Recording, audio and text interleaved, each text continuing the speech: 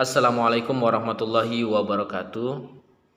Baru-baru ini mungkin kita sudah semuanya melihat ya bagaimana video di salah satu kabupaten yang ada di Sulawesi Selatan, tepatnya di Bone. Seorang ayah memukul anaknya menggunakan kayu. Sebagai seorang ayah, ya saya juga sebagai seorang ayah memiliki anak, memiliki putra dan putri. Memang kadang kalau kita sudah berada di puncak kemarahan, disinilah pentingnya kita memiliki kontrol ya terhadap diri kita sendiri. Rasanya kita itu ingin melampiaskan kemarahan kita itu kepada anak kita. Mungkin dengan cara dipukul, bahkan kalau kita lihat videonya itu sang anak itu minta ampun, sudah minta ampun kepada ayahnya, bahkan mengatakan, nanti saya patah ayah, jangan dilanjutkan pukulnya. Tapi kita nggak tahu apa yang dirasakan oleh ayahnya. Bahkan ada suara seorang wanita yang saya dengar yang mengatakan bahwa bapaknya itu sudah mencari kemana-mana.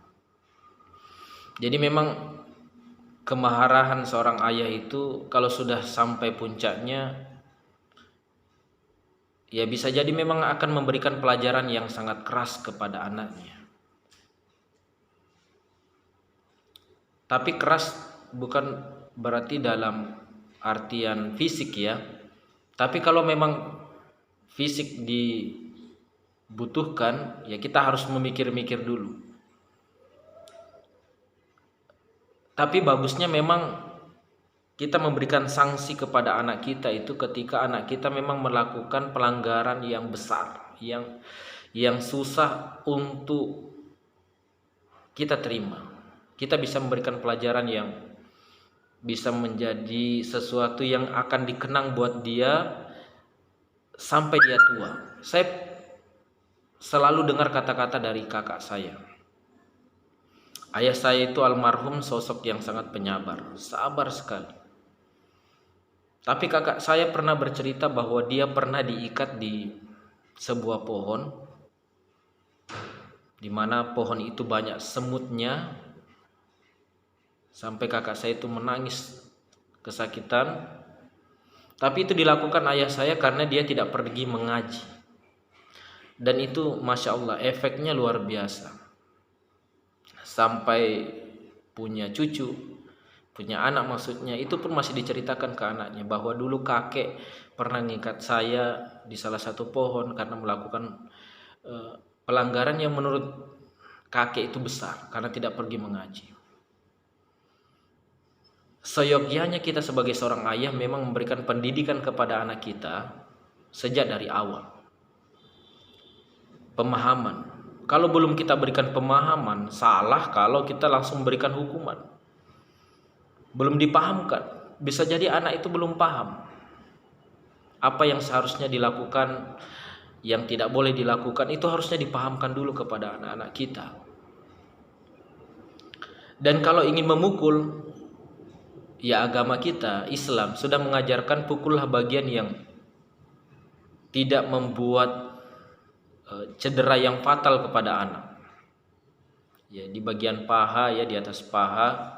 Bahkan kita memang diperintahkan untuk mencambuk anak yang tidak sholat. Jadi kalau anak kita sampai di usia tertentu tidak sholat, ya kita berhak untuk memukulnya. Tapi memukulnya dengan rasa cinta. Nah ini juga perlu dikontrol ya. Karena kalau kita memukul dengan benda tertentu, dengan kekuatan tertentu, ada dua kemungkinan. Anaknya bisa jerah sama sekali atau anaknya tambah nakal. Sampai sejauh mana seusia kapan kita mampu memukul anak dengan fisik? Sebagai seorang tua, fisik kita akan semakin menurun. Sedangkan anak kita akan semakin besar, dewasa, semakin kuat. Kalau kita hanya mengandalkan kekuatan fisik, ada batasnya. maka kita harus membangun kesadaran anak dulu lewat pikirannya, bukan fisiknya. Kemungkinan pertama anak akan tidak melakukan lagi, tapi kemungkinan kedua ini lebih fatal. Dia akan melakukan hal yang lebih dari itu, karena sudah merasakan pukulan dari orang tuanya, dan pukulan itu mungkin dia rasakan sakit saat itu. Tapi setelah itu, ini pukulannya orang tuaku biasa Ji. Begini Ji ternyata kekuatannya orang tuaku. Bahkan bisa jadi dia akan melakukan hal yang lebih dari hal yang dia lakukan sekarang ini. Makanya memang sebagai seorang tua, ya kita juga nanti akan dimintai pertanggungjawaban di hadapan Allah Subhanahu wa taala. Sudah sejauh mana kita mendidik anak-anak kita, pasangan kita? Apakah sudah kita mengajarkan hal yang bisa mengantarkan kepada masa depannya yang lebih baik, pandangan-pandangan yang membuatnya jauh ke depan? Kalau belum, ya kita juga harus introspeksi diri.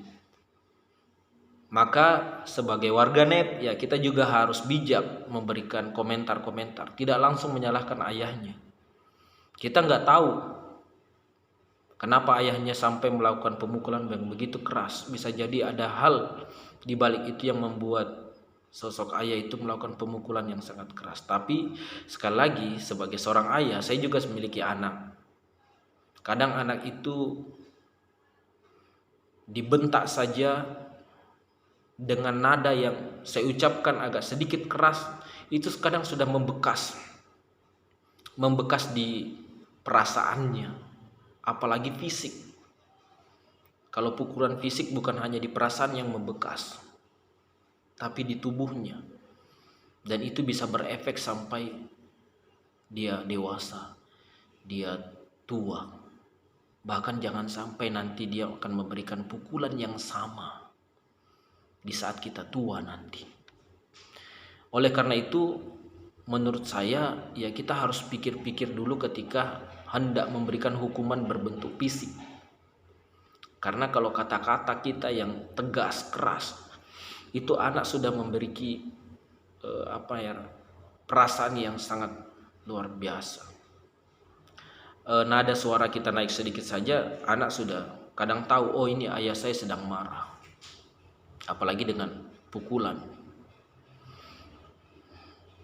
Karena ya dengan pukulan fisik, ya itu efeknya jauh ke depan pasti sangat berdampak terhadap mentalnya, terhadap pikirannya, dan lain sebagainya.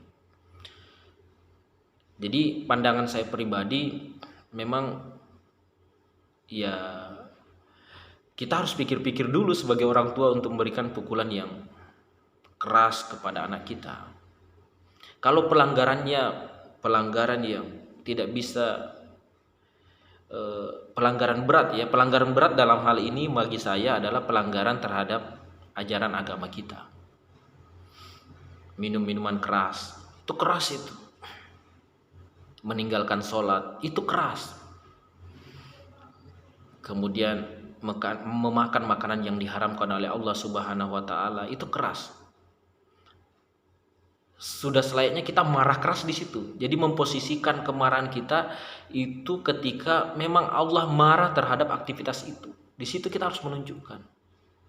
Kita minta dia belajar mengaji, tidak mau mengaji, ya itu harus keras di situ.